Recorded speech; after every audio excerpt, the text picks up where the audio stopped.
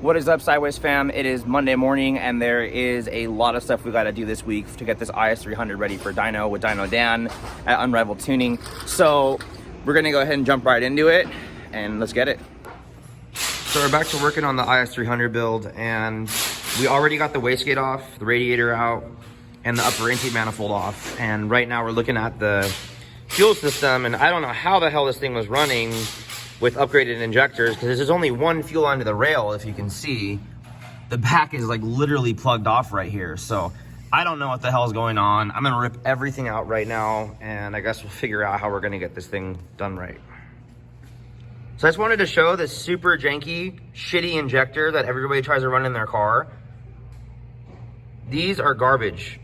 Do not run these. And I don't know who in the hell made these like machined washer, I don't even know thing to make it work on an OEM seal on an intake manifold. Not to mention, it's an eBay special fuel rail. So talk about cheap and jank.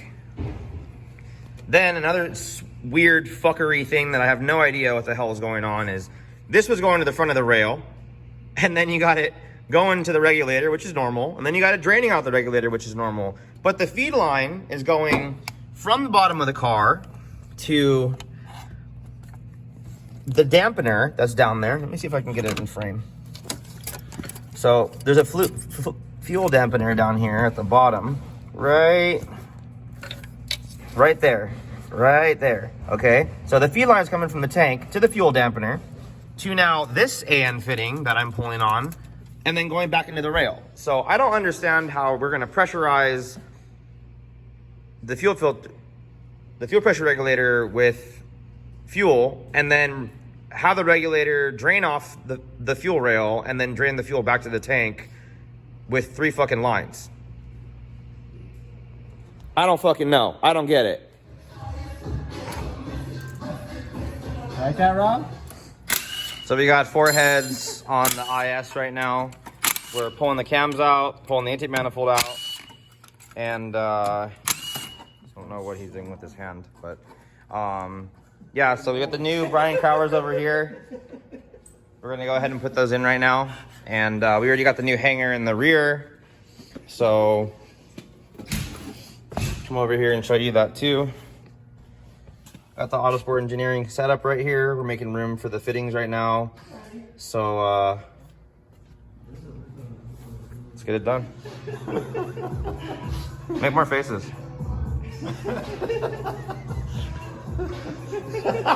You gotta hold the gun. All right, guys, so we're hard at work over here.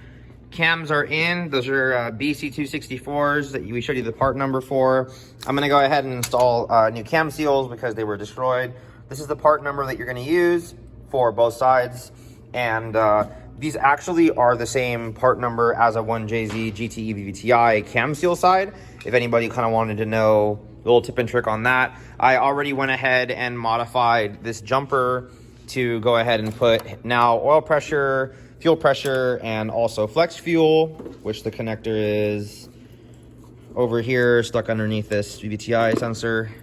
So that's done, and just kind of cleaned up a lot of his wiring to go to that as well. So the fuel lines are getting done. We already went with the Dash 8 feed line the whole way to the tank to a Dash 8 fuel filter, 10 micron for E85 compatibility. The injectors are installed. These are the FIC 17 or 1600s, I believe, with our adapters to go to EV1. Obviously, we are using this janky kind of OEM rewired wiring harness. I'm not a big fan of doing it this way, but it seems like lots of people are here to save money and to do the stuff their way. So I'm gonna make the best of it. We're not gonna have time for power steering or for the ABS delete just because we're just way too busy. So we're just gonna try to get this thing done. And hopefully today we'll have this thing started back up and running on the V2 again. So Denny's supposed to come by later. So we're gonna keep working and keep you updated. All right, guys, so I was just testing the pumps. We got twin pumps already on. Everything's working in here. So we're gonna go ahead and run the relays and get all this back here situated. So we got it all rigged up right now to how we're gonna run everything. Gonna clean all this stuff up, get the battery in, and should be starting this thing up tonight. Okay guys, so we are all back together for now. Wiring harness is all run through the firewall to the computer. Fuel pressure regulators hooked up. New sensors are put in for oil pressure and fuel pressure. BC cams are installed. We had to go ahead and modify the whole throttle body on this to clear the Dash 8 fuel line that's down here, and try to do the best we could for cleanup for time. We got the shifter in on the T56. So that is already all in, right in the middle, looks great. And we're working on the fuel pump stuff right now. So let me go back there right quick. All right guys, so it's about 8 p.m. and we're about to get this thing started on the AEm ECu. We had a ECU problem with the DZOD computer that the customer provided. And I will show you in a video later about these 6050 boxes. This computer, for some reason, stopped connecting to the ECU, stopped just even working at all. We thought that the other night when we were working on this that we were going to be able to just update some firmware or something, or get the computer kind of set up with a different cable for the computer, and that ended up not being it. It ended up just being a bad unit or a bad serial or quick connect to the computer. So I plugged in one of my 6050 boxes I have from Drift Motion, and we're gonna go ahead and tune it on that, and I guess the customer can deal with this later. But I will do a short video just for the sake of that. The customer will probably watch this anyways, that's showing that his computer's bad. He bought this computer, I believe, in like 2001 or something, so like a long time ago. So it doesn't surprise me that it's bad. So these are our new 1700cc injectors that we're going to be running on all of our stuff. So pretty excited about that. And T56 is all done. All the pressure sensors are installed in the fuel pressure regulator and the block, and the Willwood master cylinders have been already installed for the T56 clutch kit. So we're already ready to go. We just need to get the fuel pump stuff all tightened up and make sure there's no leaks, and we'll be on dyno on Monday with this thing. So let's get started.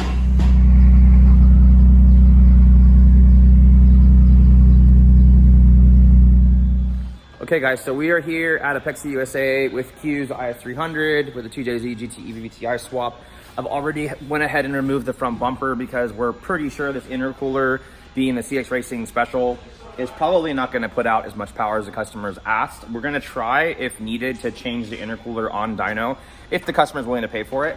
So I guess we're going to get rolling right now and do timing and everything else, and see what it does.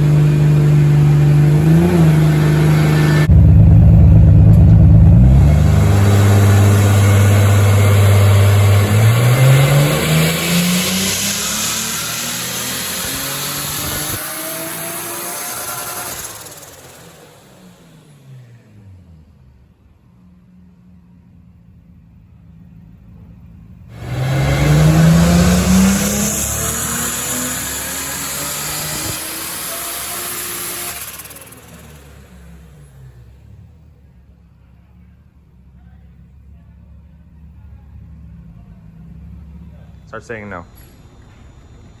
Can you at least shake your hair while you're doing it so it looks cool? That's it? Is that hot? That's all we get? That's it. That's all we get? Yeah. Okay, cool. You gotta pay for the rest. Okay, cool. All right, guys, so E85 is in. We're done with 91. The car ended up making about 370 horsepower at about 14 PSI. We are having intake air temperature sensor problems. Sorry, not intake air temp, but intake air climbing on the dyno with this intercooler, but because of the fact that the customers kind of run out of money, and we're not really willing, it's already about 5 o'clock p.m. We're not really willing to fucking do all these changes on the dyno, kind of in the spur of the moment, saying that we're not at our shop and I don't have my TIG welder and all my parts that I'm gonna need here, nor do I want to deal with this right now. So pretty much we are gonna do the E85 changeover and get as much as we can get out of it safely, and that'll be kind of where we're going to stop for today. Basically, the way that it works when you kind of get down to the nitty-gritty of everything is we don't want to keep throwing boost at this car and having intake air continue to climb. What's going to happen is we're going to basically run out of well, steam basically is what it is, you know, like we're going to end up throwing boost at it, and the power isn't going to continuously gradually increasing. We're going to start throwing a bunch of boost at it, and it's not going to be making sufficient power for the amount of boost that we're going to be throwing at it. So let's just say in the instance of about 20 psi, we're adding 20 pounds and the car's almost to 500, and we go to like 22 and it's only making 505. You know, you should be gaining anywhere minimally at about 10 horsepower per pound of boost that you throw at it if your intake air is good. If you can keep your intake air even cooler, that's basically free horsepower. So for everybody who's trying to build a 500 horsepower plus car, we don't ever have any problems with that, because personally, whenever I set up my customers' cars, I like to kind of overachieve and get everything done properly. But you know, in the case of this kit, he bought the CX Racing Special intercooler kit with the CX Racing Special, you know, eBay Special intercooler, probably just to get the car done and running on the street, and this is the stock form because it was automatic initially. But this is just going to be basically part one of his dyno stuff. He already knows he's going to have to come back. So getting back into it anyway, since I'm just kind of venting and kind of giving everybody the update do before. The customer kind of just was like, it's too much money. I don't have the money for that. We need to run what I brung. And that's what we're doing. So, you know, the horsepower stuff on this one may not be as happy as we would have liked it to be.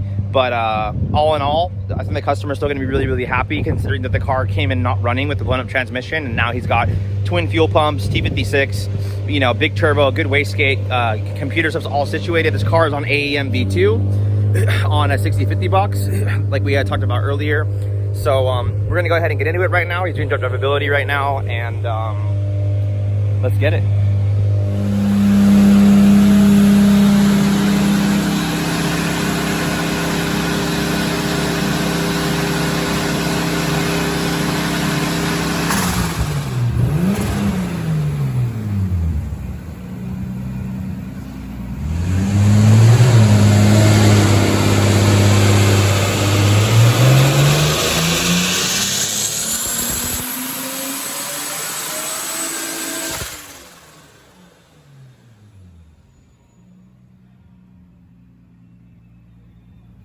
Hey, we hit 500.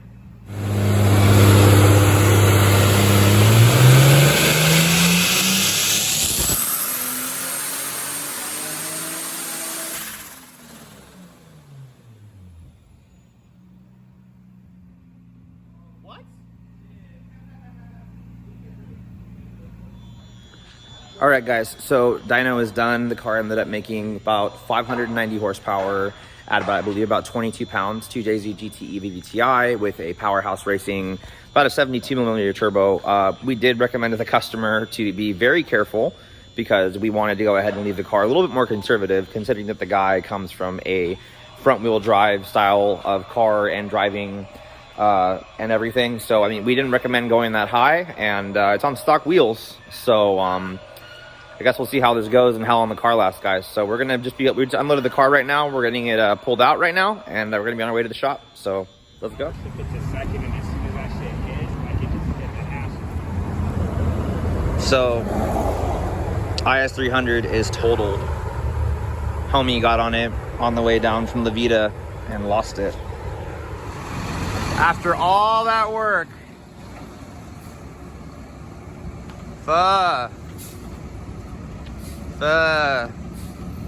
You're good. So let me just explain kind of what happened, guys, since, you know, it's the next day and it's no longer kind of all like a vague blur of what all happened. So as we're leaving Unrivaled after the car made 590 horsepower, the customer on his stock wheels decided, oh, you know, we're gonna go around a corner and we're just gonna fucking mash it. So he stomped it, and as he stomped the gas, the car broke loose. Well, coming from either panic or not enough being experienced driver, coming from actually a front wheel drive standpoint, since he came from pretty much Hondas and other stuff like that, he's never really been in a rear wheel drive car that's got horsepower. So for all of you guys that are coming from Honda Civics, and you know, I don't even know whatever other cars you came from, we already all know, you know, spinning ain't winning, and having crappy tires that just are not sufficient whatsoever for horsepower is very dangerous. So I got to watch, literally, because customer usually drives the car back to the shop and drives the car to dyno and whatnot, because I don't want to be liable. I will drive the customer's cars, which I do a lot of the time, or have one of my workers, which I trust, to drive the car back and forth from dyno and stuff, with the customer's permission. But based on yesterday, the customer was excited. He wanted to go ahead and drive the car and feel it out. Danny was going to be coming back to the shop to be doing some two-step. And anyways, and that all didn't end up working out, because the car is, yeah, I mean, you guys just saw right now, car is completely totaled. But basically, he lost it. Car ended up coming this way, and or actually going to the left, and then he lost it, tried to counter, and the car just understeered, and he barely missed a car, smashed the car right into a light pole, and the whole car flipped up the curb. And he's lucky it didn't flip upside down, but literally the car came up like at least a good 6 feet in the air, sideways like this, and then slammed on the floor. So, I mean, all the airbags deployed. When he got out of the car, bro, I mean, I thought that guy was dead, like straight up. Like, we were right next to him. Luckily, I had his kid in the passenger seat. I was driving the customer's SUV to the shop, just to kind of follow him, because the tags were like 2017 or something like that. So for everybody, you know, there's a lot of lessons learned in this, a lot of things that everybody should kind of look into when building a car. Brakes are very important, tires are very important, and getting used to the power before you get too crazy with anything is very, very important. So for all you people that are like, I want 1,000 horsepower, I want 800 horsepower, I want, you know, 600 horsepower. Hey guys, why don't you guys like maybe gradually increase the power so that you guys don't kill yourselves? Because I mean, it definitely isn't the first customer that's crashed their car after picking it up after dyno. Probably not the last. But maybe because of people seeing this video of this whole RIP IS300. I mean, dude, talk about being frustrated. Weeks and weeks and weeks of work down the drain. I mean, all this craziness down the drain, T56 swap and all the other stuff kind of down the drain. Luckily, the car is savable. You know, we did go ahead and bring the car to the shop, which you guys will see in the next segment here. And we are going to do it, you know, bigger and better and stronger. But holy crap, guys, what a just crazy day.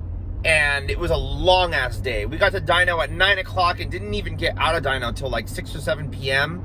And then for all that to happen, the car not even to go home and to be in pieces at the shop now. So I don't know, stay with it. I figured I'd give everybody a little bit of an idea of what happened. You know, customer lost it, too much power, crappy tires, crashed the car, almost died. That could be you. So I don't know, guys, think for next time. Careful, guys. Yeah, don't get cut on that shit, dude. Yeah. Oh shit, the fucking fuse box lit on fire. Yeah, that's what lit. That was what lit on fire, dude. Holy shit. Hey, but everything else is totally okay. Yeah. I mean, minus obviously like the radiator and whatever the fuck Oh, that else. shit's good. Look at it, dude. Yeah, fire extinction came in clutch. Yeah, you're lucky that you had that shit on you, dude. This man right here is a whole fucking build, dude. Dude, fucking, Yeah. my car stinks everywhere. I need it.